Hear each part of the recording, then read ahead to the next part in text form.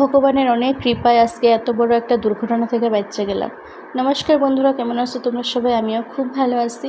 আসলে সকালের টাইমটাতে এতটা হুড়স্থুল করি আমি যে ওই যে কাম করতে করতে পা পিছলায় পড়ে গেছি, আর পড়ে গিয়ে হাতে অল্প ব্যথা পেয়েছি আর অল্প কাটছেও। তো প্রথমে ভাবতেছিলাম হয়তো আমার হাত গেছে, আজকে ভাঙছে, নাহলে ফ্র্যাকচার হয়েছে, কিন্তু তারপরে দেখি যে না, কিছু হয় নাই। ওই যে কিছু একটা হইলে না, আগে ওই বাচ্চাগুলোর খেয়ালই মাথায় আসে যে আমার কিছু হলে ওদের কী হইব।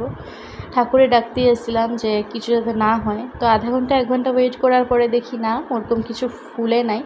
ভাঙা হাত, ভাঙলে তো একটু ফুললা যেত, আরও ব্যথায় থাকতে পারতাম না, কিন্তু অতটা ব্যথা নাই। অল্প সোয়েলিং আছে, মানে ওই যে মাসেলসে লাগছে বোধ বেশি।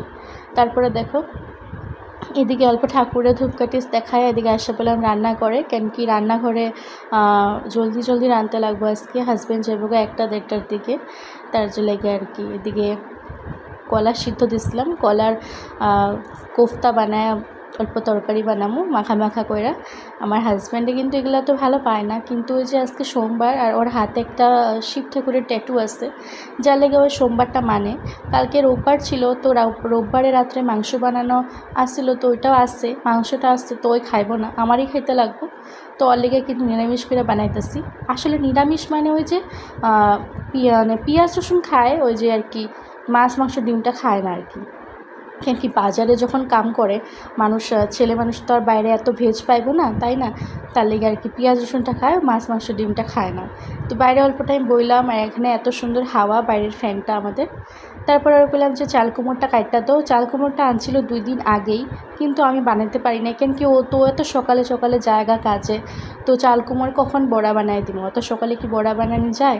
আর আমাদের মধ্যে একটা নিয়ম আছে যে বউ মানুষ নাকি চাল কুমড়ো কাটে না, মানে বেটা ছেলে মানুষ কাটতে দিতে লাগে, তারপরে আমরা কাটতে পারুম। ওই যে গোটা চাল কুমড়ো কাটতে লাগে না, তার লেগে আর কি কাটি না। এদিকে দেখো আমার ডুগুটা এত বদমাশ হয়েছে, এত বদমাশি করে, এখন না এক জায়গায় রাখা যায় না। আর দেখছো কি সুন্দর হাসি দিতেছে। তো এখন বড় হইতেছে আসলে, তো এক জায়গায় থাকে না। আগে যেরকম নিচে রেখা রেখা কাম করছে, এখন ওইটাও পারি না, কেন কি ফট করে ওই পাকাতে এসে মাথার মধ্যে বাড়ি লেগে যায় পাকাতে, তো ব্যথা পায়।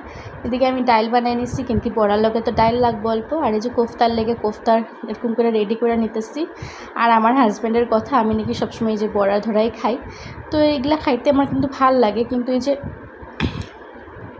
আর নিরামিষের মধ্যে তুমি কি বানাইবা? এগুলাই তো বানানো যায় না, যে কোফতা কইরা পোস্ত, এগুলাই তো বানানো হয় নিরামিষে। কিন্তু ওই যে আমার হাজব্যান্ড না পোস্তটাও খাইতে চায় না, অনেক জ্বালা।